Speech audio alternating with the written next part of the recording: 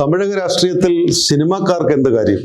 എന്തുകൊണ്ടാണ് തമിഴക രാഷ്ട്രീയം സിനിമാക്കാരുമായിട്ട്, സിനിമ നായകന്മാരായിട്ട് കെട്ട് പിണഞ്ഞ് കിടക്കുന്നു എന്നുള്ളത് ഒരു സമസ്യയായിരിക്കുന്നു ഇന്ത്യൻ രാഷ്ട്രീയത്തിൽ. അത് എന്താണ് എന്നുള്ളൊരു ചോദ്യത്തിന് ഉത്തരം ഇതുവരെ ആർക്കും കൃത്യമായി നിർവചിക്കാൻ കഴിഞ്ഞിട്ടില്ല. ഇത് എന്ന് തുടങ്ങി എന്ന് ചോദിച്ചു കഴിഞ്ഞാൽ യഥാർത്ഥത്തിൽ ഇതിന് ചരിത്രപരമായ ഒരു സംഭവമുണ്ട്. EV രാമസ്വാമി നായ്ക്കർ എന്ന് പറഞ്ഞിട്ട് 1916 ബ്രാഹ്മണിക്കൽ മേൽക്കോയ്മയ്ക്കെതിരെ 3%, ഇന്ത്യയുടെ ജനസംഖ്യയുടെ 3% വരുന്ന, ഇന്ത്യയുടെ ജനസംഖ്യയുടെ ആകെ മൊത്തത്തിൽ വരുന്നതിലുള്ള 3% വരുന്ന ബ്രാഹ്മിൺസാണ് ഇന്ത്യയിലെ മറ്റ് ഇതര സമുദായങ്ങളെല്ലാം കൈകാര്യം ചെയ്യുന്നത്, അല്ലെങ്കിൽ അവരെല്ലാം എങ്ങനെ ജീവിക്കണം എന്നൊക്കെ പറഞ്ഞ് നിയന്ത്രിക്കുന്നു എന്നുള്ളതായിരുന്നു EV രാമസ്വാമി നായ്ക്കറെ ചൊടിപ്പിച്ചത്. അദ്ദേഹം തികച്ചും ഒരു നാസ്തികനായിരുന്നു, അദ്ദേഹം ഒരു താർക്കികനായിരുന്നു. നമുക്കെല്ലാവർക്കും അറിയാം, അദ്ദേഹം ആ രീതിയിൽ നിന്നുകൊണ്ട് ബ്രാഹ്മണിക്കൽ സഭയ്ക്കെതിരെയും ബ്രാഹ്മണിക്കൽ മേൽക്കോയ്മയ്ക്കെതിരെയും ഉണ്ടാക്കിയെടുത്തൊരു പാർട്ടി ഉണ്ടായിരുന്നു. അത് ജസ്റ്റിസ് പാർട്ടി എന്ന് പറഞ്ഞിരിക്കുന്നത്. അതിൻ്റെ യഥാർത്ഥ ജസ്റ്റിസ് പാർട്ടി എന്ന് പറഞ്ഞാൽ അദ്ദേഹം 1925 അങ്ങനെ പാർട്ടിക്ക് രൂപം കൊടുക്കുന്നു എന്ന് പറഞ്ഞാലും അത് രാഷ്ട്രീയ പാർട്ടിയല്ല. അദ്ദേഹം ഒരു സാമൂഹിക പ്രസ്ഥാനമായിട്ടാണ് ജസ്റ്റിസ് പാർട്ടിയെ അങ്ങനെ ഒരു മൂവ്മെൻറ്റ് തന്നെ ഉണ്ടാക്കുന്നത്. അവിടെ നിന്നപ്പോഴാണ് അദ്ദേഹത്തിന് യഥാർത്ഥത്തിൽ കോൺഗ്രസ്സിലേക്ക് അദ്ദേഹം ചേരുകയും കോൺഗ്രസ്സിൽ ചേർന്ന് അദ്ദേഹം നമ്മുടെ ഇവിടെ വൈക്കം സത്യാഗ്രഹത്തിന് വരികയും കോൺഗ്രസ് ഹൈക്കമാൻഡ് EV നായ്ക്കർ, രാമസ്വാമി നായ്ക്കരെയാണ് യഥാർത്ഥത്തിൽ നമ്മുടെ ഇവിടുത്തെ വൈക്കം സത്യാഗ്രഹത്തിൻ്റെ പ്രചരണത്തിന്, വൈക്കം സത്യാഗ്രഹത്തിൻ്റെ മൊത്തത്തിലുള്ള പ്രവർത്തനങ്ങൾക്ക് മേൽനോട്ടം നൽകിയതും. അദ്ദേഹത്തിൻ്റെ ഇവിടുത്തെ പ്രഭാഷണം, ഞാൻ നേരത്തെ പറഞ്ഞു, അദ്ദേഹം വലിയ താർക്കികനും പ്രഭാഷകനും വലിയൊരു നിരീശ്വരവാദിയൊക്കെ ആയിരുന്നതുകൊണ്ട് തന്നെ അദ്ദേഹത്തിൻ്റെ പ്രഭാഷണങ്ങളെല്ലാം തന്നെ വളരെയധികം പേരെടുക്കുകയും അത് സൗത്ത് ഇന്ത്യ മൊത്തം തന്നെ അദ്ദേഹത്തിന് വലിയധികം രാഷ്ട്രീയപരമായിട്ട് അല്ലെങ്കിൽ സാമൂഹിക സാംസ്കാരിക തലത്തിൽ അദ്ദേഹം ഏറ്റവും വലിയൊരു അപ്രമാദിത്വം നേടിയ ഒരു നാസ്തികനായിരുന്നു. അദ്ദേഹം അങ്ങനെ നിൽക്കുകയാണ്. അദ്ദേഹത്തിൻ്റെ കൂടെ, അദ്ദേഹത്തിൻ്റെ സന്തത സഹചാരിയായിട്ട് കൂടെ നിന്ന ആളാണ് അണ്ണാദുരൈ. ഞാൻ ഈ പറഞ്ഞത്, നേരത്തെ പറഞ്ഞ ജസ്റ്റിസ് പാർട്ടി എന്ന് പറഞ്ഞൊരു സംഭവം വന്നതിന് ശേഷം അതിനൊപ്പം അദ്ദേഹത്തിൻ്റെ കൂടെ നിന്നിരുന്ന ഒരാളായിരുന്നു അണ്ണാദുരൈ. ഈ അണ്ണാദുരൈയും രാമസ്വാമി നായ്ക്കറും തമ്മിലുള്ള ബന്ധം വളരെ ദൃഢമായിട്ടുള്ള സൗഹൃദമായിരുന്നു. അതിൽ അവർ കണ്ടിരുന്നത്, നേരത്തെ പറഞ്ഞ ഈ ബ്രാഹ്മണിക്കൽ സഭയ്ക്കെതിരെയുള്ളൊരു മുന്നേറ്റം എന്നുള്ള നിലയ്ക്ക് ഇവർ തമ്മിൽ കൂട്ടുചേർന്ന് കൊണ്ടുവന്ന ജസ്റ്റിസ് പാർട്ടി ഒടുവിലേക്ക് അത് രാഷ്ട്രീയ പാർട്ടിയായിട്ട് മാറുന്നു എന്നുള്ളതാണ്. കാരണം ഈ ജസ്റ്റിസ് പാർട്ടി എന്ന് പറഞ്ഞ് അദ്ദേഹം അത് തുടങ്ങുമ്പോഴേക്കും ദ്രാവിഡർ എന്ന് പറഞ്ഞാൽ ഇവിടെ നമ്മുടെ കേരളത്തിൽ നമ്മൾ അറിയുന്ന, കേരളത്തിലല്ല സൗത്ത് ഇന്ത്യയിൽ മൊത്തത്തിൽ അറിയപ്പെടുന്നത് ശൂദ്രർ എന്ന് പറയുന്ന ഒരു സമുദായം ഉണ്ടെന്നുള്ളതാണ്. അത് നമ്മളിവിടെ ശൂദ്രർ എന്ന് പറയുന്നത് നായർ സമുദായത്തെയാണ്. അത് ബ്രാഹ്മൺ സഭയുടെ കുറച്ച് താഴെയായിട്ടുള്ളവരാണ്. പക്ഷേ അതിൽ തന്നെ സമ്പന്നരും മിടുക്കരും എല്ലാ അർത്ഥത്തിലും ഇൻ്റലക്ച്വലും ഒക്കെ ആയിട്ടുള്ള ഒരു സമൂഹമുണ്ട്. അത് ഭൂരിപക്ഷം വരുന്ന സമൂഹമാണ്. അങ്ങനെയാണ് ഈ ശൂദ്രരിൽ നിന്നും ദ്രാവിഡർ എന്ന് പറഞ്ഞിട്ടുള്ള ദ്രാവിഡർ മുന്നേറ്റ കഴകം DMK എന്ന് പറഞ്ഞ പാർട്ടിക്ക് രൂപം കൊടുക്കുന്നത്.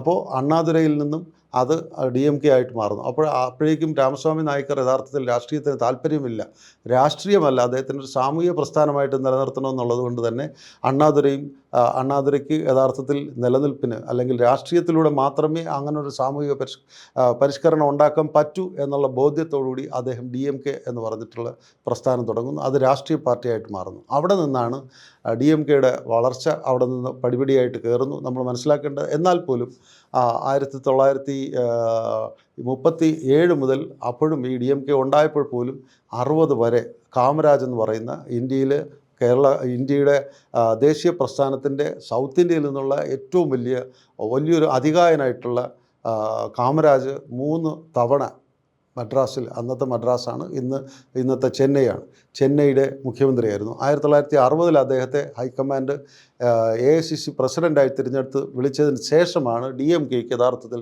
രാഷ്ട്രീയ പാർട്ടി എന്നുള്ള നിലയ്ക്ക് ഒരു മുന്നേറ്റം വരികയും അവർ അതിനുശേഷം പിന്നെ തിരിഞ്ഞു നോക്കേണ്ടി വന്നിട്ടില്ല. എക്കാലത്തും അവർ തമിഴകത്തെ രാഷ്ട്രീയം നിയന്ത്രിക്കുന്നവരായി മാറുന്നു. ഈ കരുണാനിധി എന്ന് നമുക്ക് പറയുമ്പോൾ അദ്ദേഹത്തെ കലൈഞ്ഞർ എന്നുകൂടെ നമ്മൾ പറയുന്നുണ്ട്. കലൈഞ്ഞർ എന്ന് പറഞ്ഞാൽ വളരെയധികം സാഹിത്യ സാംസ്കാരിക ബോധമുള്ള ഒരു വിജ്ഞാനമുള്ള മനുഷ്യൻ എന്നുള്ള പേരാണ് അദ്ദേഹത്തിന് കൊടുത്തിരിക്കുന്നത്, കലൈഞ്ഞർ.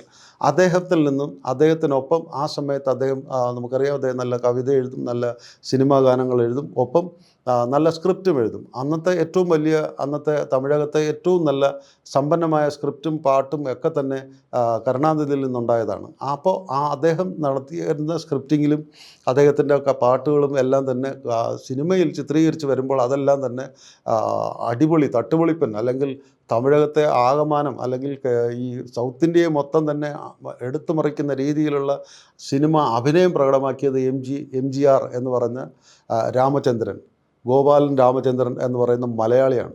അദ്ദേഹത്തിൻ്റെ മലയാളി എന്ന് പറയുമ്പോൾ അദ്ദേഹം യഥാർത്ഥത്തിൽ ജനിച്ചത് ശ്രീലങ്കയിലെ കാൻഡി എന്ന് പറയുന്ന ഭാഗത്താണ് ജനിച്ചത്. അവിടെ നിന്നും അദ്ദേഹത്തിൻ്റെ പിതാവിൻ്റെ മരണശേഷം അവർ പാലക്കാട് ബേസുള്ളവരാണ്. അവരിവിടെ വരികയും അത് കഴിഞ്ഞിട്ട് ഇവിടെ നിന്ന് തമിഴ്നാട്ടിൽ പോയി സെറ്റിൽ ചെയ്യുകയും ചെയ്തവരാണ്.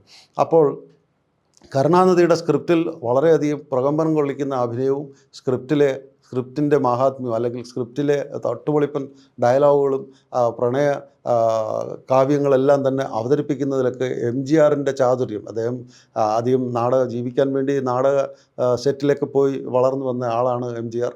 പക്ഷേ സിനിമയിൽ വന്നതിന് ശേഷം അദ്ദേഹത്തിന് കരുണാനിധിയുടെ സ്ക്രിപ്റ്റിൽ അദ്ദേഹത്തിന് തിരിഞ്ഞു നോക്കേണ്ടി വന്നിട്ടില്ല. തമിഴകത്തെയും സൗത്ത് ഇന്ത്യയും മൊത്തം തന്നെ കോളിളക്കം സൃഷ്ടിക്കുന്ന അഭിനയ ചാതുര്യം കാണിച്ചു. അന്നത്തെ കാലത്തെ ഏറ്റവും നല്ല സുന്ദരനായ നടൻ എന്നുള്ള നിലയ്ക്ക് എം.ജി.ആർ ജനങ്ങളുടെ മനസ്സിനെ വല്ലാതെ കവർന്നെടുത്തു എന്നുള്ളതാണ്. ജനങ്ങളുടെ മനസ്സിനെ കവർന്നെടുത്തു എന്ന് ഞാൻ പറയുമ്പോഴേക്കും രാഷ്ട്രീയത്തിലേക്ക് വരികയാണ്. കരുണാനിധി രാഷ്ട്രീയ പാർട്ടിയായിട്ട് അങ്ങനെ നിൽക്കുകയും അദ്ദേഹം മുഖ്യമന്ത്രിയാകുകയൊക്കെ ചെയ്തെങ്കിലും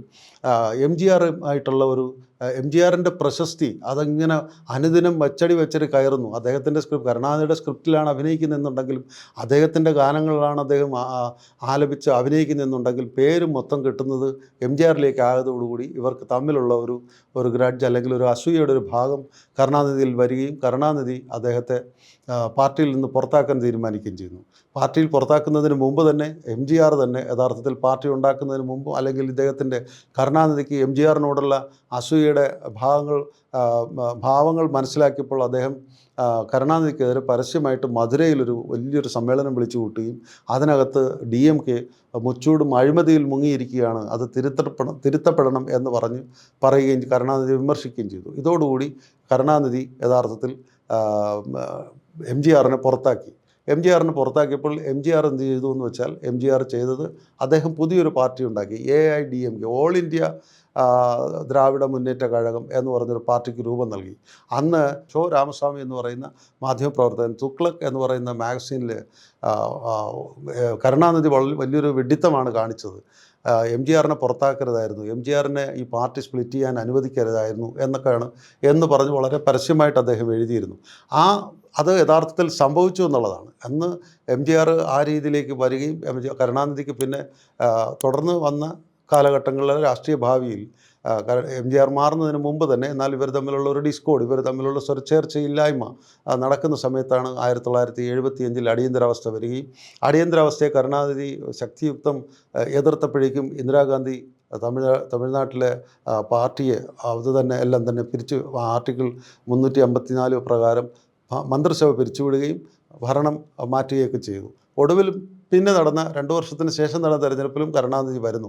അപ്പോൾ നമ്മൾ മനസ്സിലാക്കേണ്ട ആ സമയത്താണ് 1961 മറ്റാണ് എം.ജി.ആറിനെ M.R. രാധ എന്ന് പറഞ്ഞിട്ടുള്ള വില്ലൻ വേഷങ്ങളിൽ നമുക്കെല്ലാം അറിയുന്ന M.R. രാധ എം.ജി.ആറിനുള്ള ഈ പേരും പ്രശസ്തിയിലും ഒക്കെ അസൂയപ്പെട്ടിട്ട് അദ്ദേഹം വെടിവെച്ച് അദ്ദേഹത്തിൻ്റെ കഴുത്തിൽ കൊള്ളുകയും ഒക്കെ ചെയ്തതും, അന്ന് തുടർന്ന് നടന്ന 72 നടന്ന തെരഞ്ഞെടുപ്പിലുമൊക്കെ DMK വിജയിക്കുകയൊക്കെ ചെയ്തു. അപ്പോഴെല്ലാം തന്നെ കരുണാനിധി തന്നെയായിരുന്നു മുഖ്യമന്ത്രി.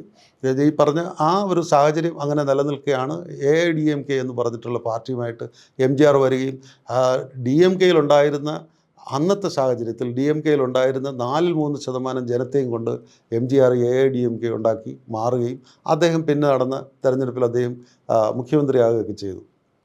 നമ്മളീ പറയുന്നത് ഇതെല്ലാം തന്നെ സിനിമ ബേസ് ചെയ്തിട്ടാണ്, തമിഴകത്തെ സിനിമ ബേസ് ചെയ്തിട്ടാണ് അവിടുത്തെ രാഷ്ട്രീയം മുന്നേറുന്നു എന്നുള്ളതാണ്. അത് ഇന്നും തുടരുന്നു.